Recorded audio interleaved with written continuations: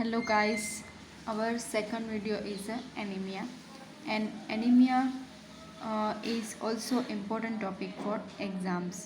तो पहले हम एनीमिया की definition, then classification and then iron deficiency anaemia हम बुक में से पढ़ेंगे. Anemia is a state in which the hemoglobin concentration falls below the accepted normal range depending on age and sex. तो anaemia क्या है guys? जो haemoglobin का concentration होता है फॉल बिलो जो नॉर्मल रेंज है उनसे नीचे हो जाता है, और वो डिपेंड रखता है कि एज कितनी है और सेक्स कितनी है. जो फीमेल है उनमें एनीमिया ज़्यादा होता है because of menstruation and other causes. So anemia is a state in which the hemoglobin concentration falls below the accepted normal range depending on age and sex. So ये definition हुई. And then classification.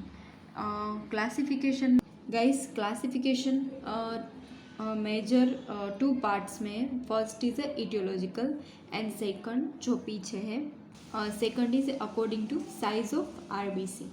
So first is a etiological उसमें blood loss. First is blood loss, acute और chronic post haemorrhagic anaemia. Second is impaired red cell formation.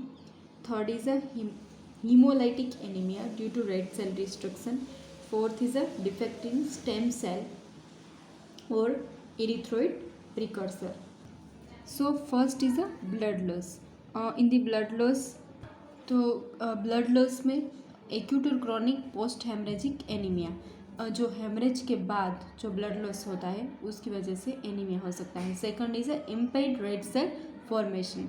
जो red cell है उनका formation में ही कुछ abnormality है, तो उसमें जेनेटिक डिसऑर्डर जैसे कि थैलेसेमिया सिंड्रोम. तो थैलेसेमिया में जेनेटिकली प्रॉब्लम की वजह से एनीमिया होता है.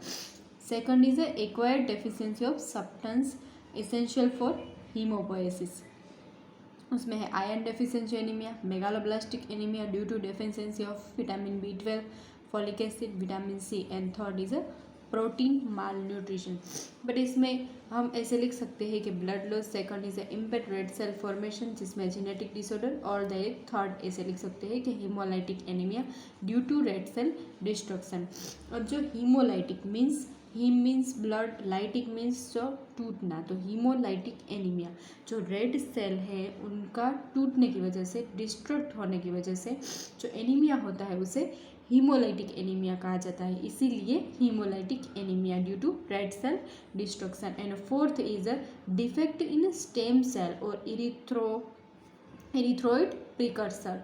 गाइज, जब RBC फॉर्मेशन हो रहा होता है तो सबसे पहले स्टेम सेल होते हैं. जो स्टेम सेल है बेसिक सेल है RBC के लिए, तो उसमें कुछ डिफेक्ट होना और उनकी वजह से एनीमिया होना, it is also aetiological problem. अब है मिसेलेनियस. मिसेलेनियस मीन्स अदर्स कोज क्या हो सकते हैं? तो anaemia of a chronic disorder जैसे कि इन्फेक्शन, किडनी और हेपेटिक फेलियर, उनकी वजह से एनीमिया होना, तो वो मिसेलेनियस में लिखना. Second is drug induce disorder of the erythropoiesis. किसी भी ड्रग की वजह से हुआ है तो वो उससे भी एनीमिया हो सकता है. Infiltrative disorder of bone marrow, leukaemia, lymphoma, metastatic CF, myelosclerosis. तो ये सब मिसेलेनियस में लिख सकते हैं. सब नहीं लिखोगे तो चलेगा. इतना लिखना कि एनीमिया ऑफ क्रॉनिक डिसऑर्डर है कोई भी, जैसे कि इन्फ्लामेटरी इन्फेक्शन कोई डिसऑर्डर है, किडनी और हेपेटिक फेलियर कोई ऑर्गन फेलियर की वजह से जो कोई एनीमिया होता है और उसकी वजह से एनीमिया ऑर्गन की वजह से होता है, तो वो मिसेलेनियस में लिख सकते हैं. और सेकंड जो मेजर पॉइंट है वो according to size of red cell and then haemoglobin content, उनकी वजह से. तो उसमें 3A microcytic hypochromic, normocytic normochromic, and third is microcytic. तो जो ये 2 पॉइंट है वो इटियोलॉजी में लिख सकते हैं.